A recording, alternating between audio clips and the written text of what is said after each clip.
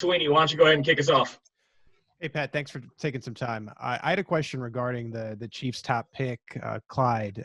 It was going around all throughout draft weekend how Brett had contacted you and your first name that came to your mind was Clyde. And I was wondering why him and what do you like about his game? Do you think that could make the Chiefs' offense even better for the 2020 season?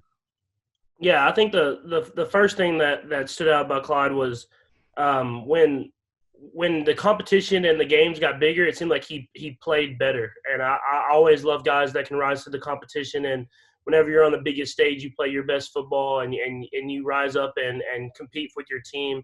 So that was the first thing that stood out to me as I watched the college football playoff and at the end of the college football season. And then the way he's able to catch the ball in the backfield but still be able to run tough between the tackles. You can tell he's a high character guy. He loves football. And so for me, he asked me, and obviously I wanted to add to the offense, obviously to help me out and to help our team out. And so Clyde was the first name that came to mind. And I know we have a great running back room already. So I think it just him bringing him in. I know he'll fit right in and he'll compete, and we'll be able to bring the best out of each other in every single position group and go out there and play our best football hopefully this next season. Okay, let's go to Mick Schaefer. Go ahead, Mick. What's going on there, Patrick? You're not only an athlete, but one of the biggest sports fans all of us know. I'm just wondering what this has been like for you with no sports to watch, no NCAA tournament, NBA down, everything. What's it been like? How different, how weird has it been like for you? Yeah, it's definitely been weird. I mean, like you said, I've watched every single sporting event. I try to go to as many as possible, and I had plans on going to different games and doing all type of different stuff. But it's been different for sure, but I've kind of gotten around it. I've loved what ESPN and all these different networks have done with showing past games, showing games that I'd kind of forgotten about or I was too young to really comprehend the magnitude of what was going on. And so for me, it's been cool to see that. And then other than that, it's been a lot of Netflix with Brittany. And so I've got to catch up on all the different shows, watched Ozarks, I've watched Westworld, I've watched about to start the Outer Banks show. I've literally caught up on everything on Netflix. Okay, go ahead, Herbie. Hey, Patrick, how you doing, man? I hope you're doing well. Doing good.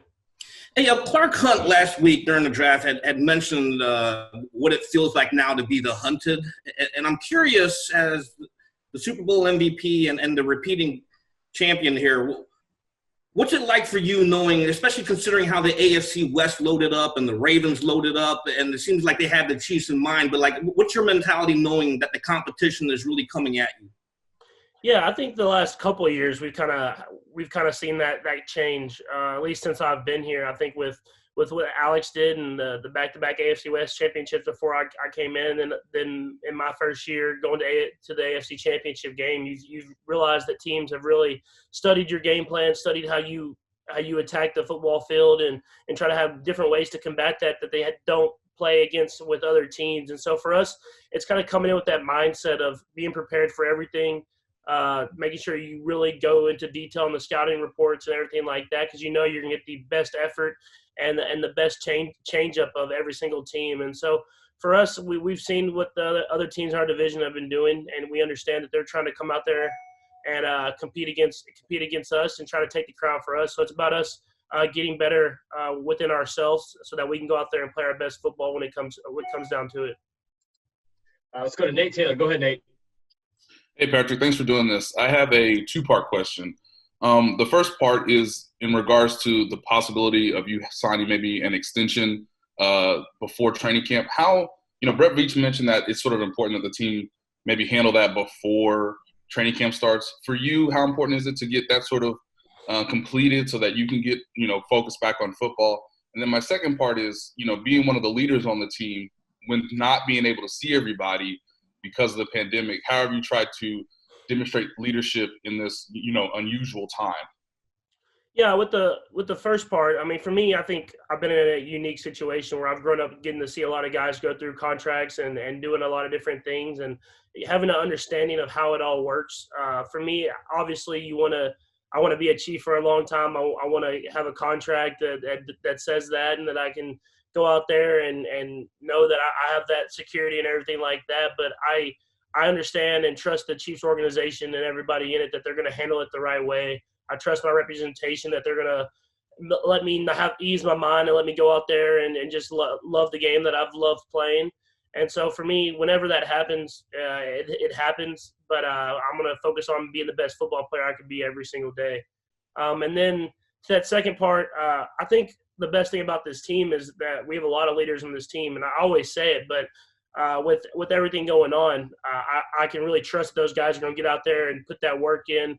We have a group message with me and all the tight ends and all the receivers that we talk a lot, and we talk about what we're doing on and off the field. But you're able to kind of keep each other accountable by doing that. And then I've texted the running backs, I've texted the guys, a lot of the offensive linemen, and kind of stayed in touch and see what they're doing. And so it's been different, obviously, but I think with having the leaders we have on our team, having the veterans on our team, it's been good for us that we've been able to kind of just go out there self-motivated to go out there and be the best team, because we want to go out there and make a run at it this next season. And so whenever that happens, we're going to be ready to go.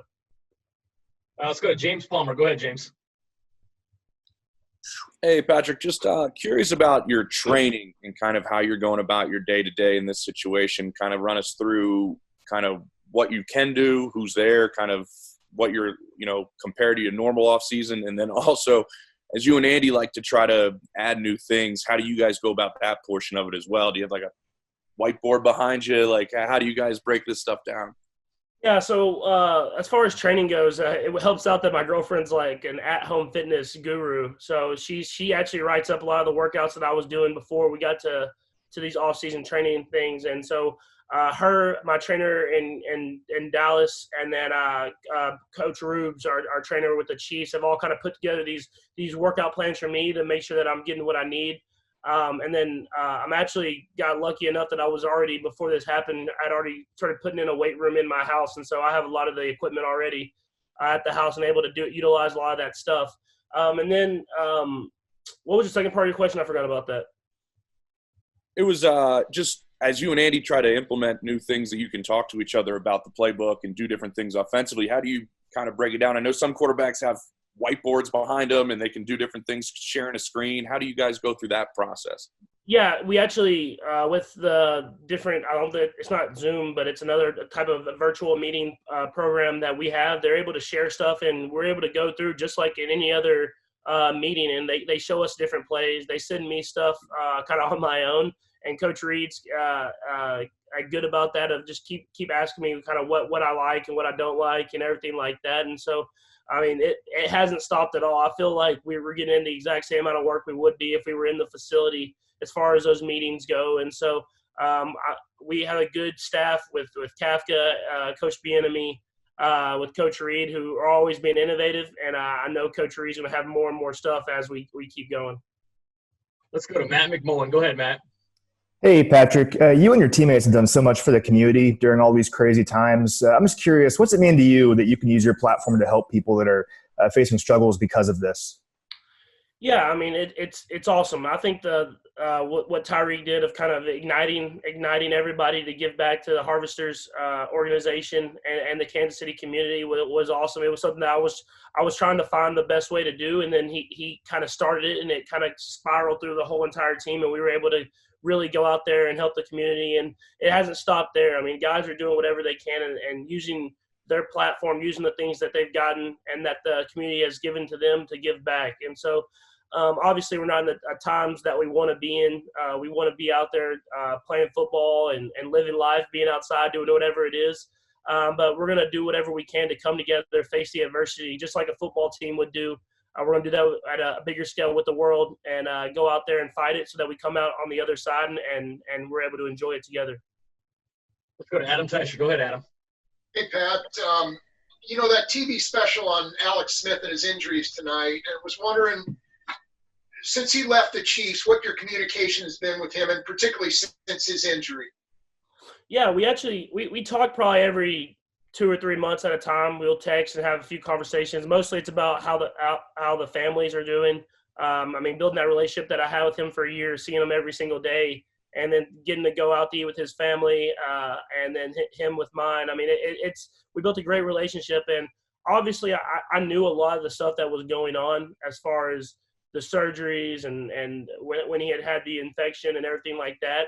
And but I think the perspective of seeing the actual pictures even makes it even more magnitude to me. But knowing the person and the attitude that he has, I can see how he's already made so much more improvement because he has the mindset of going out there and being the best person he can be every single day. And so I've talked to him a couple times. I talked to him after the Super Bowl. He congratulated me and everything like that. He was one of the first text messages that I got. I mean, that's just the type of guy he is. And so I think he's doing really well right now, and I can only imagine the progress that he will continue to make as he keeps getting after it every single day. Let's go to Sam Mellinger. Go ahead, Sam. Hey, Patrick. Hope you're doing well. Obviously, like Super Bowl teams don't repeat often, right? They don't win a lot the next year. I'm just wondering if you've studied that, if you have a theory for that. And also Andy on the call just before said he doesn't think the offense is near as good as it can be. What do you think he means by that? Yeah, I mean, I think as a team, I think a lot of the times when you win that Super Bowl, you kind of relax because you feel like you've done it. You've went out there and accomplished your goal, and you relax for that little bit of the off season. But I think with our team, the little bit of difference I feel like we have is it feels like every single guy on our team once we won the Super Bowl was like, we definitely celebrated for about a week or two, and then after that it was that mindset of we're going to get back after it. We want to do this again. We're bringing all these guys back. We're bringing the most of our crew back, and we're excited for the opportunity to go out there and compete again. And I think having that mindset will hopefully keep us from relaxing or anything like that. And I think that's why teams don't repeat. And it's such a hard league, and there's so much turnover that it's hard to get that same spark and make that same run. But I feel like we have a good chance of at least preparing ourselves to be ready to do that. And so I'm excited for that opportunity. What was your second question one more time? Yeah, Andy had said he didn't think that the offense was near as good as it could be last year. What do you think he meant by that? Yeah, I think it starts with me. I think there was times last year where I was kind of scrambling and trying to make the big play happen whenever the plays underneath were there. And then I think as a unit, we saw a lot of different coverages than we had seen the year before, and we were trying to run the plays and hit those deep shots, but teams were playing a lot of very deep coverage. And so I think just being able to find that balance, kind of like I do at the quarterback position, of when to run the route this way or when to run the route this way, or if you can't beat them over the top, find a way to get someone else open. It's something that we'll continue to work on, and defenses will continue to throw us different coverages and different things. But if we can progress and really become amazing at the fundamentals, then all the special talent that we have everywhere will really show when it needs to, and that we'll be able to take this offense and this team to the next level. All right, guys, I know we got lots of hands up here. We've got time for a couple more. We're going to go Sarin, and then BJ Kissel, you can close us out. Go ahead, Sarin. Thank you, Patrick, for the time. I know you talked about speaking with Coach Reed and Brett Beach about running backs and you're into the whole how to make the team better. Mm-hmm. Salary cap, right? That's one of the things that all the fans are looking at, whether it's SPO-Track or over the cap, and with an extension, kind of due for you coming up, and then Chris Jones having the franchise tag. That's one of their big conversations. How's it all going to fit? Do you get into that kind of minutia? Do you look at the cap, and are you playing armchair GM like so many fans are on how to make it fit so you can get everybody back in there? And then as a follow-up, if you could just explain just on the run game, like you mentioned Clyde Edwards-Helaire, how being able to run the ball makes everything work better for you guys even when you're throwing the ball. Yeah. Well, first off with the salary cap, that obviously I look at stuff like that. I look at different things as far as how we can keep all these guys around, keep all these great playmakers that we have on this team. And so, but at the same time, it's a thing where I let it kind of handle itself. There's different ways you can maneuver and do different things in order to keep all the best players around. And I think we have a great organization that is really in tune with that and understands that we have what we have here and how many great football players we have, and that we want to keep as many as possible, and hopefully all of them if we can, to go out there and make a run at this thing again. And then as far as the with the running backs and Clyde and all those guys, I mean, I think if you look at when we had Damian rolling and he was healthy, and how much he really expanded our team and the way he was able to play in the playoffs and in the Super Bowl. and how he was able to kind of take our offense to the next level. I think in any offense, you have to have that running game to really take it over the top. And so to have him getting Darrell Williams back, getting Darwin Thompson more and more accustomed to the offense, and then letting him kind of get more and more ingrained, and then adding Clyde and adding DeAndre.